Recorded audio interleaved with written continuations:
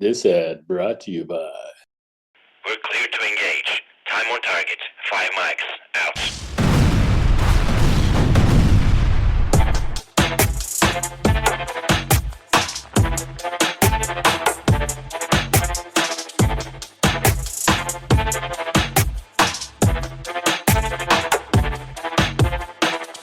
Welcome back to Crosstabs. Everyone, I'm your host, Reagan Canopa, with my co-host, Bryan and Iverson. How are you, Bryan? Good. I feel like, Reagan, we need an intro. Like you and I, we just go, and welcome. We're back. So we'll have to come up with a better way of, or coming up with your signature, intro line or something like that. I agree with you, Bryan. Maybe we should ask the listeners to write us. We haven't gotten a lot of fan mail yet, or hate mail. Send both. I I've should got a probably little turn bit them. of hate mail. I like the hate mail better than the fan mail, to be honest. I think it's more fun. It's kind of like when we send text messages out, for campaigns that we work on. I love reading those uh, responses that people get.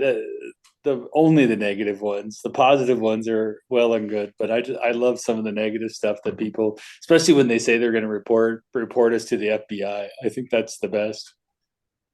I save a few of those in my file. I'll have to find them, and we'll read some of the funniest ones, Bryan, because people write back some entertaining stuff. For our listeners, I did want to note you can probably hear a little bit of difference in our voices because Bryan, you and I have set up our professional microphones. We're really Dude, coming up in the podcasting world.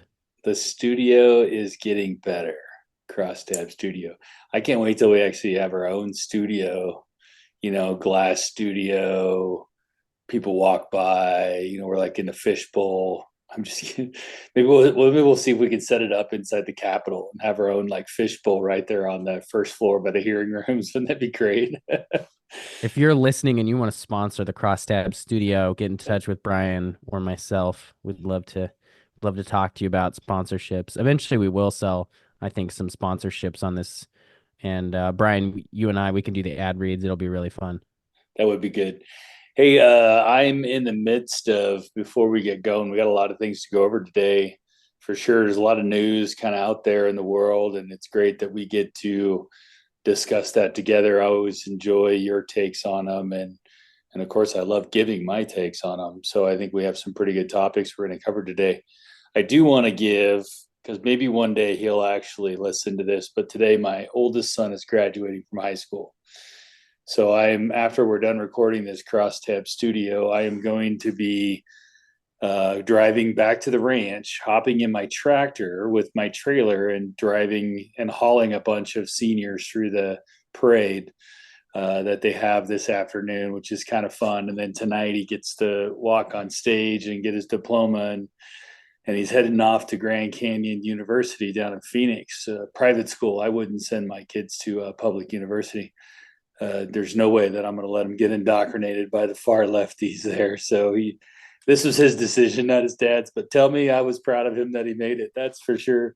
But I wanted to mention also that Vikki gets to be up on stage and shaking hands of all the graduating seniors. And normally she doesn't like to do this as the state representative because it just seems a little tacky. But this one, she was pretty special just because it's her oldest son. So she's pretty excited about that. But the rituals around graduation, Reagan, I didn't really have much of a graduation party. I think my parents came to my graduation, and that was about it, right? My mom and dad they weren't rich or had any sort of money. They were pretty poor. So I don't know what you did for graduation. It'd be fun to hear what you say. But I mean, I went to the bank yesterday, Reagan, and I took out $1,000 in cash so I can get $50 bills to all these kids that send me their graduation cards. I mean, I think I'm out 2 or 3 grand on this deal at this point already. Having a party tomorrow, like the whole thing, and then they give my son money, right? I mean, he's supposed to get money when he sends out graduation announcements and all the things, and I seem to be the only one paying. I don't know. So, son, when you listen to this, and I need to go into the home, and somebody has to pay for it. This is this plus interest. Well, Brian, my understanding is you're supposed to put that on the final invoice that you give to your kids when they move out. So I'm working on compiling all the expenses for my kids, but they've got a few years. But Yeah, that's probably the national debt that we're talking about, right? But start no, saving so now, Reagan. 100%. And there's a few kids at our church that have graduated, so we got them cards and been giving them some money. And for my graduation, not everybody knows this probably, some might, but I was homeschooled. So all the homeschool guys in my area, um, we got together and we did like a graduation at a local church, and we did like a whole ceremony and stuff like that. And my diploma's around here somewhere. It says Canope Preparatory Academy and signed by my parents and all that stuff. I Because didn't know I it. didn't actually graduate with a real degree. We didn't do like a program that was certified. I just tested into COCC, and then I transferred my credits after a year or two to Shemeketa while I was working in Salem. And I have a 2-year degree from Shemeketa that transfers to another university if I ever want to go. But yeah, that's what we did, and it was a lot of Interesting. fun. And Do you feel you missed out on anything by being homeschooled?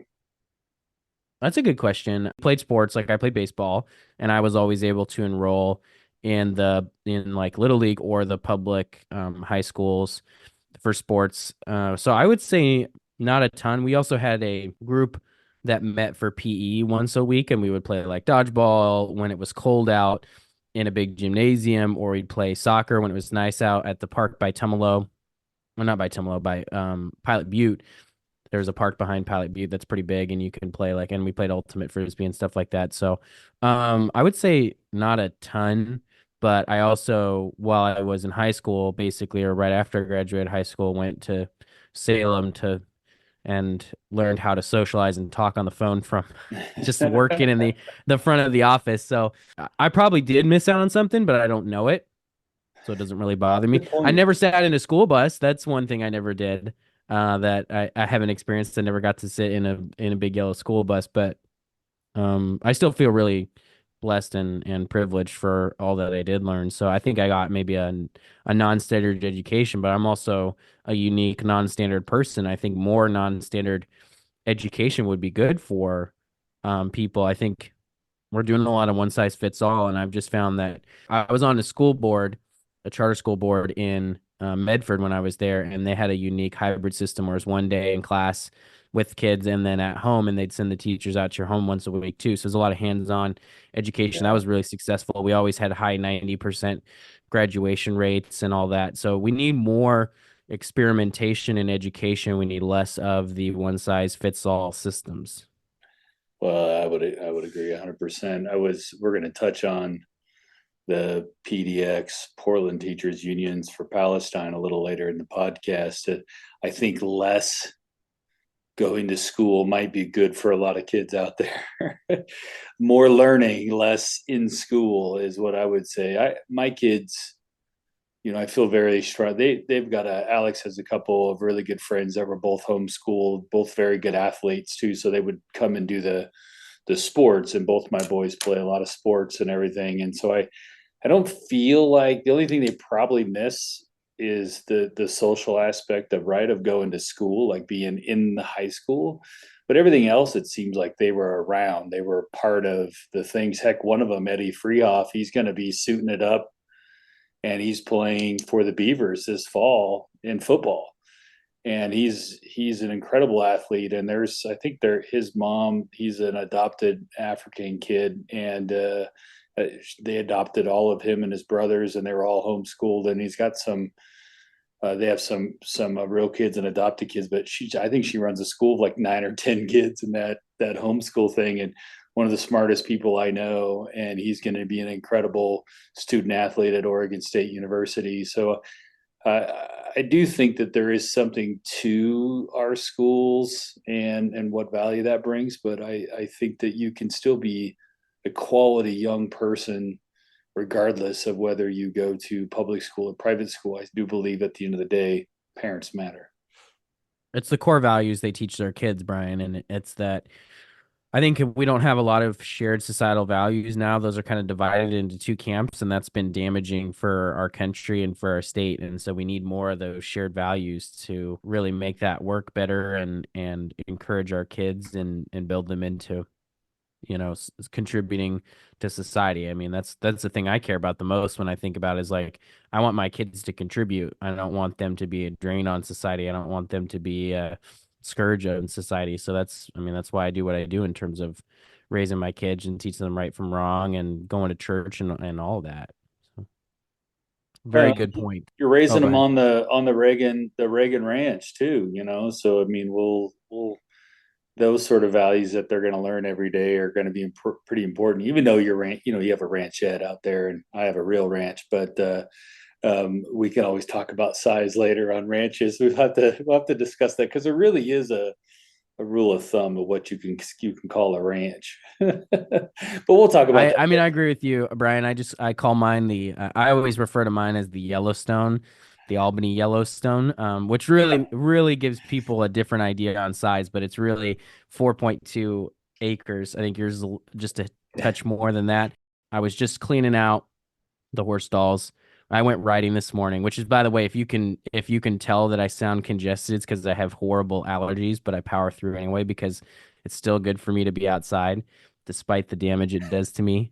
But it's not permanent, so I power through. But one of the things I was thinking about, Brian, is it is the end of the first week of June, and I'm thinking about campaigning. We just had the May primary, and a lot of candidates and a lot of political consultants in that they're trying to figure out how to arrange their calendars and what to do. And so I just wanted to ask you, Brian, you've been through a lot of campaigns, a lot of different kinds of campaigns. I'm guessing you've worked on stuff from Congress all the way down to school board. What are you supposed to be doing in the summer months, and what should you not do in the summer months in terms of Yeah. the campaigns?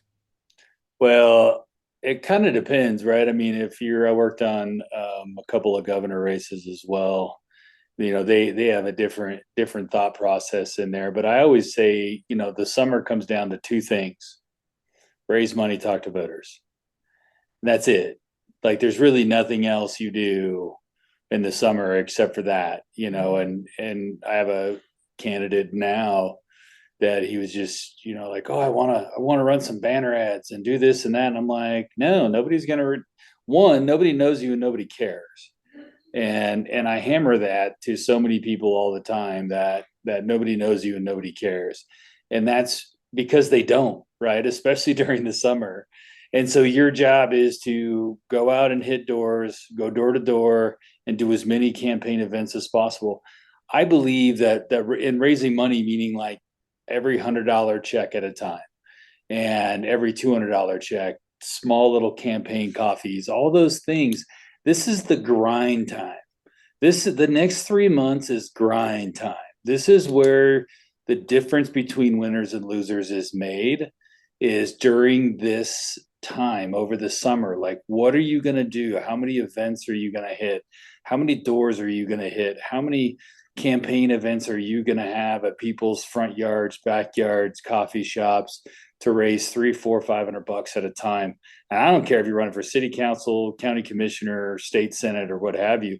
Now, statewide, those guys are going to be working more on, getting around the state, right? But it's really just more a macro level versus a micro level in a district. But I think there's a tendency to want to, like, because you're coming off a primary, you want to, like, oh, let's go, let's get these voters. And the reality is when you're down ballot races, it's very hard to garner the attention of a mass electorate until you get really close to election time when people are paying attention. So stay focused.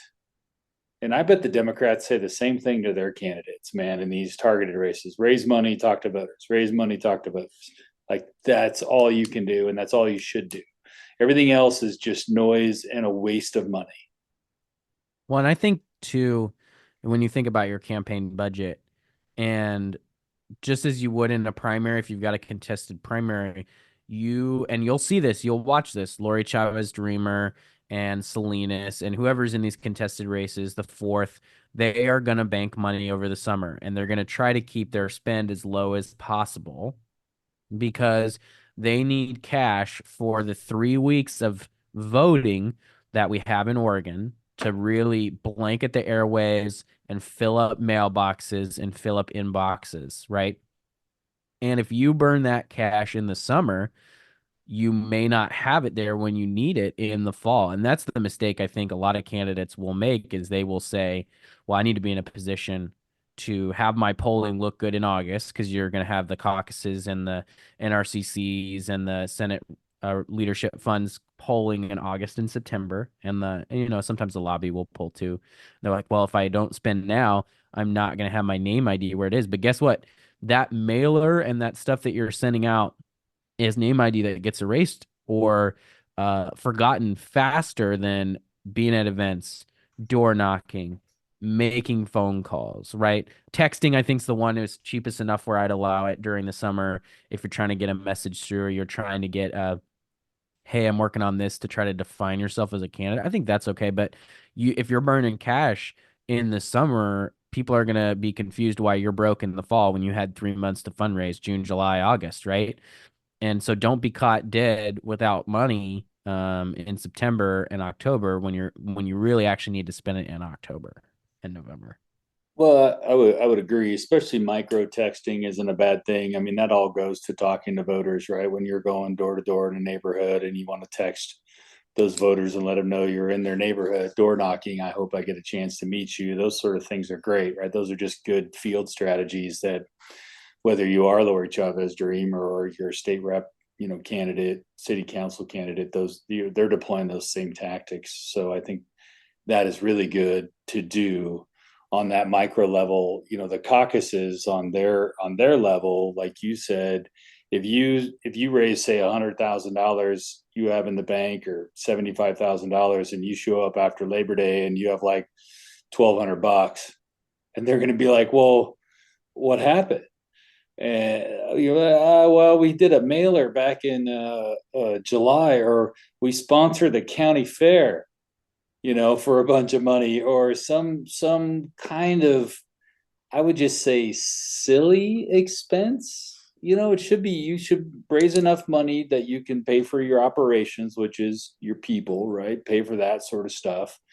And then try to keep those other expenses at a minimum. I mean, at a bare minimum as you can. I mean, be frugal, keep those dollars, because when it comes down to people that want to support you and people that want to help you when really you need them to show up in September, you can say, hey, I got 30 grand on hand and I got 50, and you never know when that money's going to dry up. So the more that you have going into October in the bank, the more likely your chance of being success is. And I don't care if it is a city council race or, a local county commissioner race. And if you have the other person has $0 in October and you're sitting on 10 grand and you're a county commissioner, chances are you're going to be able to move that needle 5 or 7 points while they're doing nothing. So it does, it's all varying degrees, right? I mean, take Lori Chavez Dreamers race, which they'll collectively probably spend $20 million.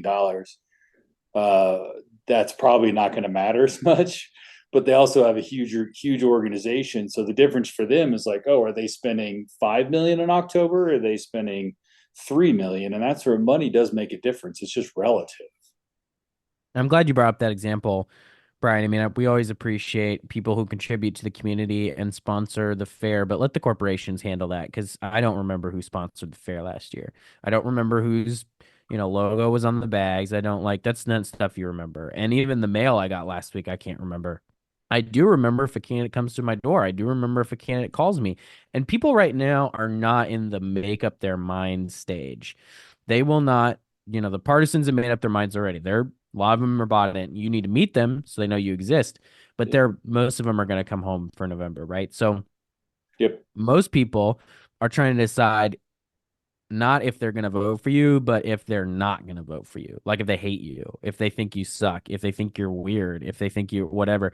So be out there and be normal so that you're in contention to win their vote when the mail is fast and furious and the phone calls are flying and the texts are going, right? You can take yourself out of contention this summer. You can't win the race in the summer with the swing voters. They haven't made up their minds yet, but you can lay the groundwork to win them by knocking on doors, by texting. I think if I were Republicans right now, I would be texting, I would be figuring out a way to talk to women and inoculate yourself on the abortion issue. That's what I would be doing right now over the summer. I think that would be money that's well spent with texting and phone calls and door knocking and targeted messaging, because I think that's the biggest, one of the bigger problems we had. We didn't message on abortion very well in 22. We need to do better on that in 24. But you also don't know if the issue set could be totally different in the fall. So going too hard, too fast on a particular issue in the summer may not matter in the fall, and that's where I see people waste their money. Yeah, well, think about 2022, Reagan. I mean, when I was working for the caucuses and running all the races, uh, with your dad and with Vikki and the whole team there and all the state reps and senators, man, we were looking at some polling coming out of the primary, going, man, this is looking freaking great. After going through 2021 redistricting, where some people left to go run for other things because they thought we were a lost cause, and I think that we started looking at polling and the numbers were great, and then the Supreme Court decided on Roe v. Wade, and that was late June. And our over the summer, our leads or everything we had in polling that was good just kept getting eroded further and further down the line. Like, it didn't matter what race. More so, to your point, we lost women. They were all ready to vote for us.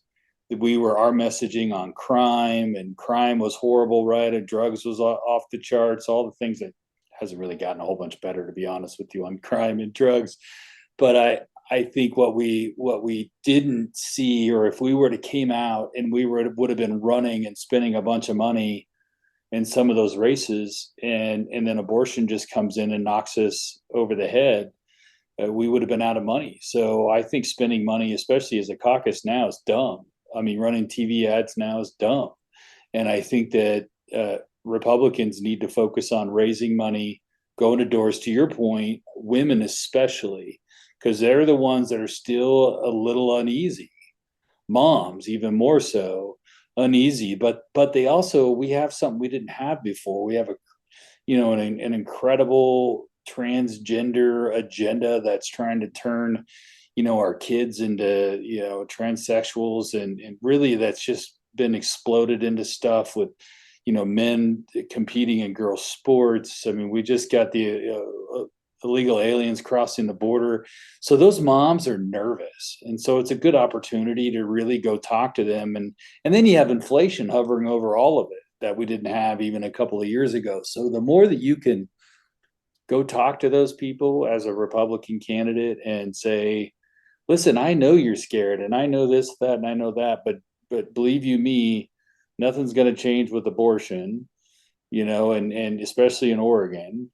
And Roe v. Wade was already decided, but these other things are way more important to your day-to-day life than whether or not, Republicans in Oregon could ever possibly muster up enough of a majority to even overturn anything that's a constitutionally protected scenario. So the reality is it's not. But the Democrats sure love to punch that ticket again. I mean, I saw on Twitter today, wish I should give them up, but they were saying that late term abortion is a hoax put on by Republicans. Like, it doesn't happen. And I was like, really? I think they have stats on that stuff. They have to They track it. They collected them during the Trump administration. They don't track it as closely or publish the results as easy to understand, because they know it undermines their position. And the ultimate tell is that they'll never support a ban on it. They say, "Oh, well, we can't ban it." It's like, if it never happens, then what's the loss for banning it? And that's the tell. One of the issues, I think, Bryan, that is always salient, but that Republicans really struggle on, is education. And I think, you and I have been talking about this over the last week. I think education is an issue where Republicans pick up a lot of ground. We saw that especially during COVID, when teachers unions and far left Democrats wanted to close schools and kept schools closed longer than any other state in the country. And in Albany and Crook County and other places, there was takeovers of school boards.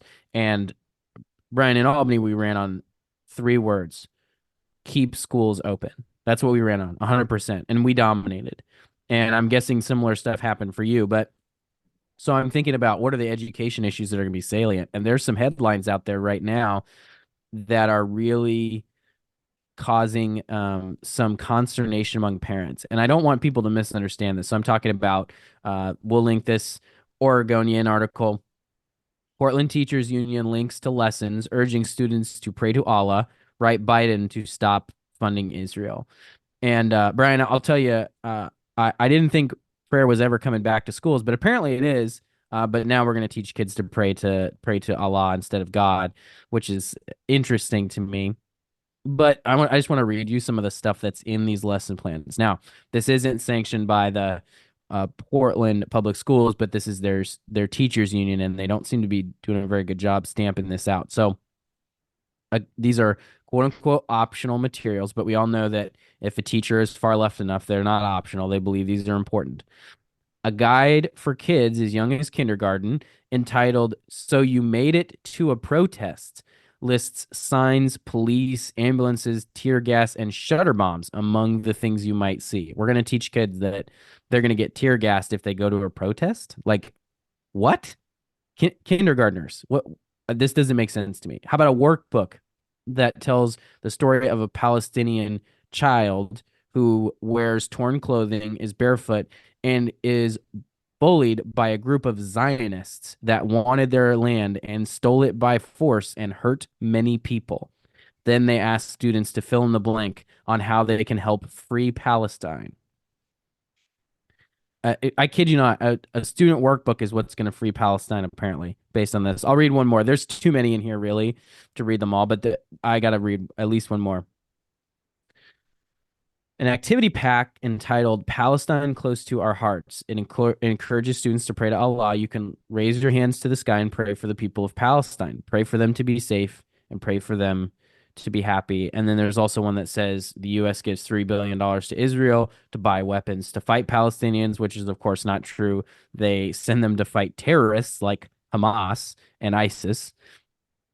Incredible distortion. So anyway, the Jewish community had an outcry over this, and there was an article a couple of days ago that said that they removed most of these materials, and then they reposted them in a harder to find spot.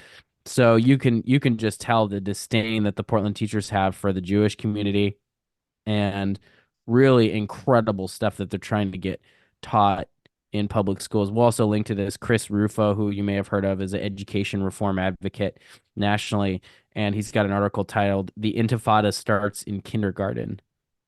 Just incredible. I sometimes don't even have words when I read these because here's the stupidity of it. Palestinians and people that worship Allah, let's just say, right? They want to kill gay people. If you were transgender and you were gay and you went over to Palestine, they would kill you. So out of one side of your mouth, you sit there and say, oh, from the river to the sea, Palestinians will be free.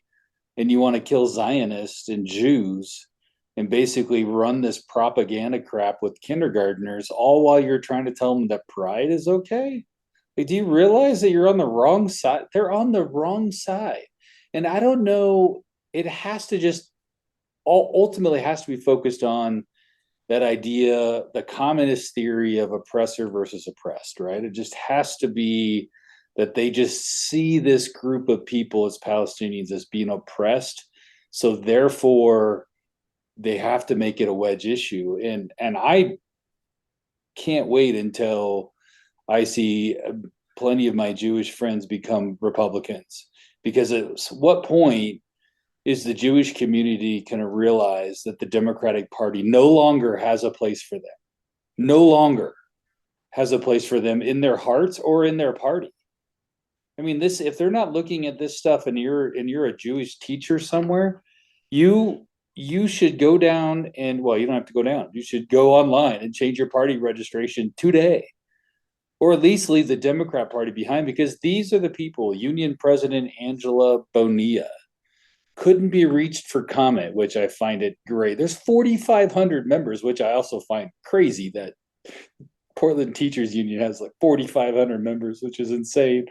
But they just like, oh, it must have been a mistake. One of the union committees had reviewed all the lesson plans and other resources before they were posted last month. That's a bunch of crap, and it's lies. Like, it's all lies, Reagan. There's no way that they didn't know or have this in their hearts and in their minds that they're going to go after and push this stuff as badly as they want to. And they want to so bad. They want to just destroy everybody in this thing. And we talked about the food bank last week. They're no different. They're in the same group.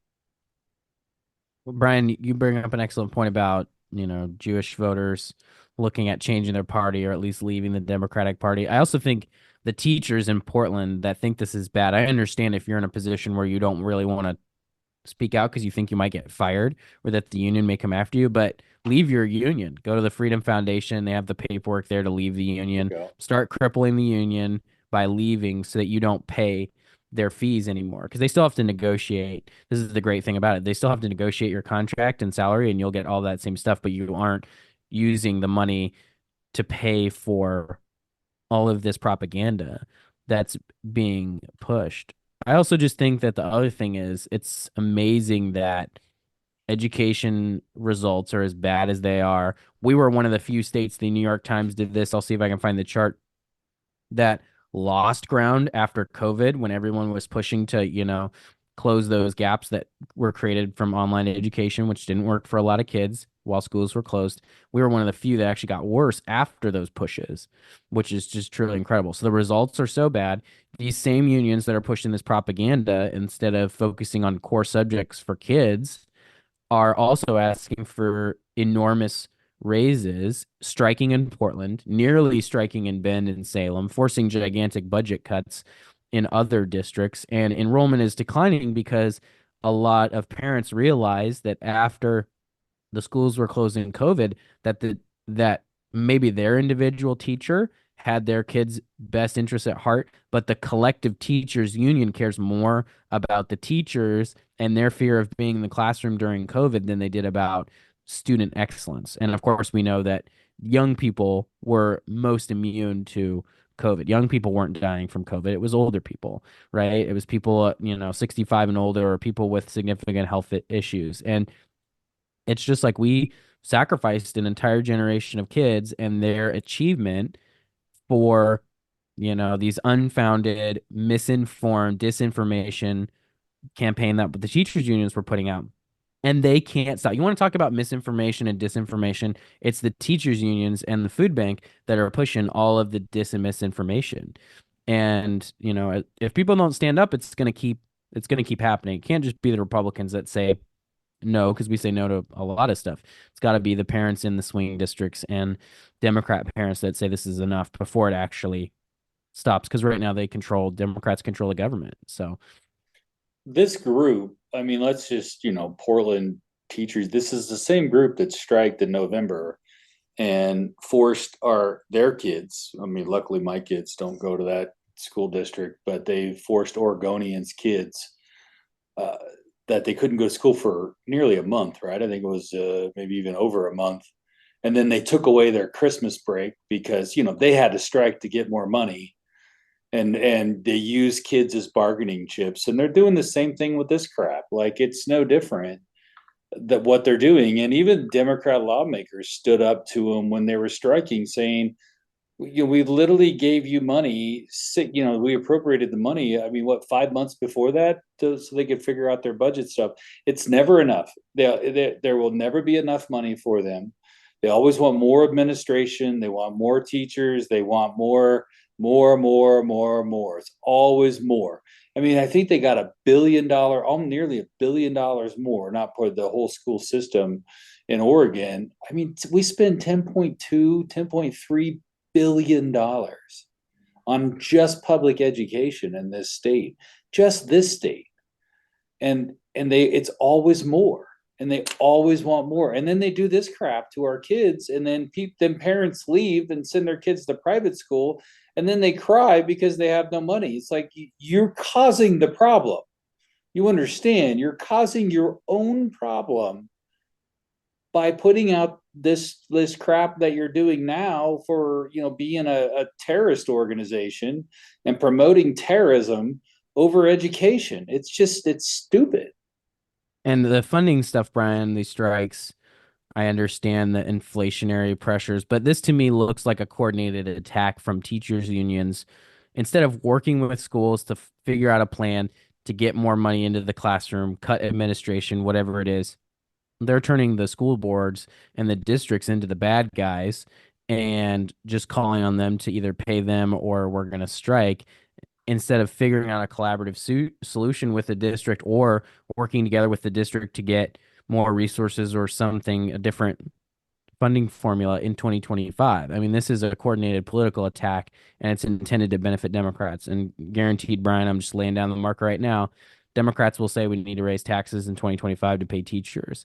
And it's not true because there's so much money available in the education system. You know what we could do? Cut positions at ODE to put money in the classrooms. You know what the district should do? They should cut non-essential programs to get money in the classroom. If that's really the problem, but I suspect it's not. I suspect this is just another attempt to try to raise taxes on taxpayers because they don't like the property tax limits and they messed up. I think they thought that when they asked for 10.3 last year and Democrats gave them 10.2 plus 100 million in unexpected property tax revenue, they thought we wouldn't be able to get there and would be forced to raise taxes, and they're mad about it. And so now they're coming back and they're trying to force it, the issue again. They were the same people that were supportive of Measure 97 and voters voted it down. There was a levy to fund schools in Bend Lapine School District, which, Brian, is not a conservative leaning school district. All of the school district members are Democrats. I don't think for a minute they sat across from the teachers and said, we hate teachers and we're not going to pay you. They said, we just don't have the money. And they went out for a levy and it failed because taxpayers are done. They said, obviously money's not the problem. We're in the top 10 or 15 per pupil funding, and our scores have not never been lower, but they've close to never been lower than they are right now. So I just want to lay that out for everybody because I think it's easy to look at this and go, wow, these strikes, I mean, this must be really bad. No, it's not. That's not what it is. Because the state unions got their raises at 6.5% basically and 6.5% for 2 years, which is 12% over 2 years. And the unions are asking for more than that. I'm going to, go back while that Portland Teachers Union strike was happening. 3 brave House Republicans, your state representative, Jamie Kate, and my lovely wife, and of course my state representative, Vikki Breese Iverson, and Representative Goodwin, penned a letter to call on, and we actually wrote the bill that never got a hearing, that these teachers unions could not strike while kids are in school. Strike all you want, strike on the weekends, create what you need to do over the summer. I get all that. I'm fine with that, but don't do it at the expense of kids. And in the Willamette Week, when they wrote the article about it, it was great. Nigel quoted, maybe it wasn't Nigel. Yeah, it was Nigel. But the House Republicans introducing legislation, the 3 of them, and Vicki's quote was great because it says, Portland public schools are the gold standard for how not to run a school district despite record investments from the state. It is time they be held accountable. And I think that's the reality, is like we need our parents, and they were kind of pissed in Portland then, but they got to hold them accountable for their budgeting, and they got to hold them accountable for, this crap that they're trying to shove down our kids' throats there. It's just, and just because they see it, they try it out in Portland, because usually people in Portland are a little more acceptable to far left-wing agenda things, and then it just kind of permeates out of there and heads into your school districts and mine. But it always starts in Portland, and we just have to put an end to it there. And I really hope this is an eye-opening thought process, even for our Democrat lawmakers who aren't from Portland, that aren't in this craziness scenario, but they won't, hopefully they'll stand up and say, yeah, I think you guys are gone too far on this. I just don't know if they will, because the teachers union is one of the biggest funders of their campaigns. And it'll be really interesting to see if the media actually holds them accountable and asks candidates who get endorsed by the Portland Teachers Union, hey, do you agree with you know, kids should be able to pray to Allah in schools, or should be encouraged by their teachers to pray to Allah, that we should write letters to Joe Biden saying defund and abandon Israel, calling community members and parents and students Zionists, whether they're Jewish or not, which is because they support Israel. I mean, is that something you actually support? Is your support of the Oregon Food Bank predicated on them continuing to oppose a war in Gaza and oppose Israel? Those are questions that journalists should ask this fall of candidates when because they'll trumpet the endorsement because it's 4,500 teachers. And so theoretically it's around 4,500 votes or some large percentage of that. They should also be asked, do they support these radical positions? And I'm sure their Republican opponents will be holding them accountable, but the media should also hold them accountable. Just like when every candidate endorsed by Oregon Right to Life gets dinged because the organization Oregon Right to Life doesn't support any abortion, any version of abortion, even though they allow candidates to oppose rape, incest, and all those other things. The candidates always get tagged for that position. Okay. And the journalists print it. Okay, fine. But then let's be fair on the other side of the issue and say, oh, but these groups have radical positions and you're not going to report on them because why? Yeah. Because you live in Portland and are afraid of the response you're going to get. If you put down a marker, Reagan, I'm going to put down a marker. Go for it. If you are a Democrat candidate and I am running a race against you and you take money from the teachers union, you will see a mailer that talks about how you are in bed with Hamas and the horribleness that these teachers union is representing in Oregon.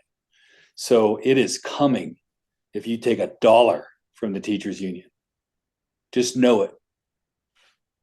Wow, Bryan, you're not normally one to telegraph your campaign plans in advance. So, I mean, you've sent the warning out. So anyone who makes the mistake now is just asking for it. Yeah, it's horrible, Reagan. It's just not what they should be doing in the Portland Teachers Union. And they're by far and away with 4,500 members. That's probably 30% of the union members in the entire state teachers union. So, or 25, and they're probably the ones that give all the money to it. So I don't mind going against. Of course, now I don't have many candidates running against Portland Democrats, but there is one up in East County, up in there that might have to be careful. We'll see. We'll find out. Speaking of, I want to just, before we move on to the next topic, one last thing. Yeah. I just want to say, talking about, because we kind of reported on, it was kind of a mixed bag of some school districts, getting funding and passing some of their levies or sorry, not levies, their property tax, usually renewal bonds for fixing stuff. A lot of them were renewal bonds. There's a couple of new ones. So in Crook County, where everybody else is failing, we just had an article came out with Central Oregonian, or maybe that'll be the new name. Maybe they'll change the name. Who knows? With the sale of all the newspapers. But our school district's in great shape. Our enrollment's up 400 kids over the last 4 years. Things are fine. Our budget has gone from 20 million, or revenue from kids has gone from 20 million to 25 million. And I hope that we can attribute that to a couple of things. And I think growth is definitely one of them. There's no doubt that younger families in Central Oregon are moving to Crook County because it's more affordable than living in Bend. That's for sure. But also, I think they're coming over here because our school district is not Portland. It's not Ben Lapine School District. And I think there's something to that. I think when we flipped the school board over here, you talked about when you guys ran on keep the school open, we ran on don't sexualize our kids. And we ran away with that one as well. And there's been a lot of challenges with the school board and the things that the ladies have had to deal with, which is just, again, teachers unions. They were running ads against the candidates over here because they were so afraid. But I would say school districts and school board races are all up less than a year from now at this point. So start finding candidates and get them talking about, if you want your school district to be funded with state funding, get students in the classroom. And the way to do that is stop teaching them this, this other crap and sexualizing our kids, and just teach them how to read and write and play baseball and basketball, and be good stewards of the community and move on. I would also say that if you're a Republican candidate who's run recently for like state legislature in a hard district to win, this last cycle or in this cycle, and you don't end up winning for whatever reason, pivot that, right? Take that name ID and try to turn it into a school board victory. There were a couple candidates that did that after the 22 elections in school districts that are hard to win. Be that voice of rational reason on your school board, even if you're the only one that wins. I mean, just utilize that to a benefit. Don't let that work go to waste, because you probably built something and got some people on board, and those are much more winnable races. So go win a school board race, even in a tough school district where there's fewer resources and there's more upset parents that might be willing to do something on that front. I mean, that's a great way to take your name ID, build, and then that helps us build a bench for next time, right? When we have these school board members to pull from, they get that education credit from voters who are saying, oh, this person was on the school board and they worked on education. That's a benefit to you as a candidate next time. So just a little hint there for people if that's not obvious. And sometimes two salient points in that. One is, sometimes it takes a canary in the coal mine, right, to know that the oxygen's good, right? Sometimes somebody has to step up and go down and go into the fight. And we talked about this with the Multnomah County Commissioner. Wouldn't it be great if we had one Republican voice on there? Same with the city council in Portland, just one voice. I mean, you're not going to win the vote, but you can at least make the argument. And I think there's something to that matters. And I really do. And also, by the way, if you are a state representative, you actually can run for a school board, because in Oregon, you can hold multiple elected offices. You just can't be paid for multiple elected offices. So we've had a few county commissioners and other ones that have taken on school boards, including your own there, where they just said, listen, if nobody else is going to step up, I will. And I think most people don't know that, but if you have a city councilor, that's great, and your school board needs some help, have the city councilor go run. They can hold both offices at once. Yeah, that's another great tip, Brian. All right. Well, where you can't hold two positions, Brian, that's in the legislature. You can't be the majority leader and the co-chair of Ways and Means. And that's why this article that hit, this was a Monday morning. Well, this had been rumored for a little bit, but really only in the insider circles. So I think to most people, this was a surprise. Oregon Senate Democrats shuffle leadership ahead of November election from our good friend Dirk Vanderhart at OPB. Senator Elizabeth Steiner is stepping down as the chief budget writer. She's the co-chair for Ways and Means, and the Senate Majority Leader Kate Lieber is going to take her place, and that's all operative as of July 15th. And there's also a note here about how they will have an election to replace Lieber as Majority Leader before July 15th. Brian, I've got some thoughts on that, but I kind of wanted to get your thoughts first. Is this a smart move for Democrats? What do you think? Well, I think if you're Elizabeth Steiner, I believe that she's probably doing the right thing. She needs to focus on her race and her campaign. And going back to the beginning of the podcast where we talked about statewide candidates, got to do a lot of traveling. They got to get out and work the state and get everybody to know who she is. And Elizabeth, Senator Steiner, I'm not in the building, so I don't have to call her Senator Steiner, I guess. But I have that tendency always to want to call them by their title. But the senator was a great Ways and Means co-chair for a Democrat. Let's just preface that. I think when Senator Betsy Johnson and her were both co-chairs, that was a pretty good. And with Peter Courtney as president, I mean, Oregon had some solid Democrats who were, they understood that they couldn't step outside of the normal thing and go crazy left and fund a bunch of crazy stuff and go after taxes and all the things. And I think Senator Steiner was part of that group, and she's part of the leadership in that realm. But replacing her if you look around, and will lead into our next topic, but I really feel that like majority leader Lieber, that's kind of a fun one to say, kind of was the only one really that I felt that could step into that role and have, at least from our standpoint, and still have that same sensibilities that was there before. I really believe that Kate has some strong sensibilities. I like to think that we're friends. She gives me a hug when I see her, so I consider that to be that, or she's just being nice. I don't know. She wants to backstab me, but I think that it's a step down politically, but it's a step up in the building, if that makes sense. So you, politically speaking, if you're the majority leader, you definitely get to have your name in lights more. Your name's more on press releases going out all the time. You're involved in the campaigns and all your other members and kind of working to make things happen. You're working in conjunction with Senate President's office to, get legislation passed that you need to, all that sort of stuff. So really politically, it's a way more powerful position, but in the building, co-chair of Ways and Means is being the chief budget writer is a pretty powerful position within the structure of government. And so I think it would be great if Kate Lieber would come on our program. I would love to talk to her about what her priorities are going to be and also why she made that move.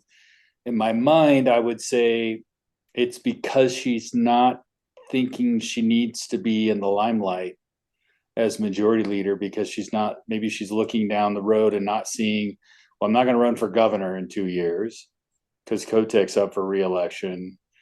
What potential congressional seats, maybe she's not seeing a path there, doesn't want to go. And then, of course, we have all the statewides now. So now you're 4 years from now before any of those are up again. And all three Democrats are relatively young. So I don't see any of them resigning or moving on to anything else after they win their statewide elections this time, if they do. So that, I guess maybe she's probably looking at the course of time and just saying it doesn't make a lot of sense. President Wagner's pretty young too, so she's probably not seeing a lot of movement there unless he loses a bunch of seats to jump into that Senate president role, right? Which is normally, the majority leader is typically the favorite for that next job at the Senate president's office. So I think you're right, a step up in influence. I also think one of the secrets of these majority leader, minority leader jobs is you're dealing with a lot of complaining from your members. They come to you with problems, and if you're the majority leader, maybe you can solve them. If the minority leader, you almost always can't solve them. But whatever the complaint is, it's just like you are taking a lot of incoming, you're taking a lot of criticism, sometimes for things outside of your control even. And so in terms of having the ability to actually solve problems as the co-chair, you can do that. You can make some things happen. You can move money and move agencies. I mean, this is the co-chair of Ways and Means. I think actually the legislature can set policy, but the co-chair of Ways and Means can control an agency via the pocketbook. And I think that's I think it's an underutilized tool sometimes, where the Ways and Means as a group, or even just the co-chairs and the vice chairs, should really push harder on some of these agencies to really justify a lot of these failures. A lot of them are money failures. A lot of them are misuse of resource failures. A lot of them are decision-making failures because of how much resources they have. And so you can have a lot of controls there with the co-chair gavel. And so, great for her. I think I get your point also with co-chair Steiner. I think for a Democrat, obviously there's stuff that she funded or didn't fund that we don't agree with or wouldn't agree with, but I do think a lot of people recognized that she put in the work and, sometimes had some really good reasons for why she did or didn't do certain things. And she wasn't one of those that always looked for that easy route of, well, I guess we're just going to raise taxes. She found creative ways to do stuff. And I think that's where Senator Lieber also, I have similar experience with her, where she's not always looking for that easy partisan button push. She's looking to work on real solutions. So I wish her the best. I think she will do a good job. Yeah, I think For both a of them. Democrat. I think both of them don't. Yeah, right. I mean, we always got to preface that, but I think that I haven't seen a desire and heard them publicly, either one of them, talk about raising taxes. I don't think there's been and I guess that goes back to my point of when President Courtney was there and everything, like raising taxes seemed to be their last resort. And I can appreciate that as a Republican, right? As a small government Republican, and our government is already way too big, and we don't need to raise more taxes on any level for working class Oregonians. And I think they get that. I know that Republicans feel that way, right? I mean, a few of them maybe vote here or there on a small tax that is more like a fee, but I still consider them taxes. And we'll see. We'll see what happens. I think it'll be very curious to see what Senator Lieber does as co-chair. I know that they're really good friends, Senator Lieber and Senator Steiner. So I think having that ability to call, a lot of times, when these changes happen, they don't really want to talk to the former chairs or the former leaders. There's sometimes some animosity or some political competition that causes a lot of these, both sides of the aisle. I've seen it, right? Where they just don't really want to talk to each other because, well, I'm going to do it my way. You did it your way. I'm going to do it my way. And I think these two are friends outside of that. And I would hope that institutional knowledge is transferred as best as possible, because that's what ultimately we need as just the populace. So I'll do a transition then, Reagan. Who do you think is going to be the next majority leader? I'm looking at that Senate caucus, and I put it in our notes here that you and I are looking at. And OPB is thrown out. Senator Sollman and Senator Taylor are both interested. I haven't heard a press release or seen a press release for them. I think Lieber obviously was a good majority leader because she didn't have any primaries and things like that, so she was able to navigate that space. And I think those two both are on Ways and Means currently. So that'll be interesting. And then the other ones out there, and I'm really curious about you because I am at a loss on this. So Senator Campos, Gelser, Blouin, Frederick, Golden, Gorsek, Jama, Manning, Meek, Patterson, Prozanski, Sollman, or Taylor and Woods, right? That's all the other ones out there that we know aren't running for anything else that are around. I also heard today that potentially Senator Manning might be interested in it, which is interesting because he's president pro tem. So that'll be an interesting election. I can see a few things going sideways there. What's your thoughts? Well, I have a couple different ones. I think one of the things is that, and this isn't something I typically put a lot of stock in, but the Democrats do talk about the identity politics of this. And so I think Senator Manning is interested and is, a competitive candidate because he is African American, and he would be, I think, the only person in leadership of color. I'm thinking about this. You've got Speaker Fahey, you've got President Wagner, you've got Majority Leader Bowman, you've got an open Majority Leader position, you've got, and then the only other person kind of in that upper echelons is Co-Chair Sanchez on the House Republican or House Democrat side, excuse me. So I think that makes Manning a competitive candidate right away. As you said, Senate Pro Tem, so he's sort of already in a leadership position that gives him an opportunity. Senator Taylor mentioned too, I think. She gets a lot of credit for helping negotiate the end of the walkout. I think that showed a lot of leadership in a really challenging time, obviously, for Oregon and for the Democratic and Republican caucuses, because we didn't know if the walkout was going to end or if it was just going to end at sine die. And so I think she gets some credit for that, certainly.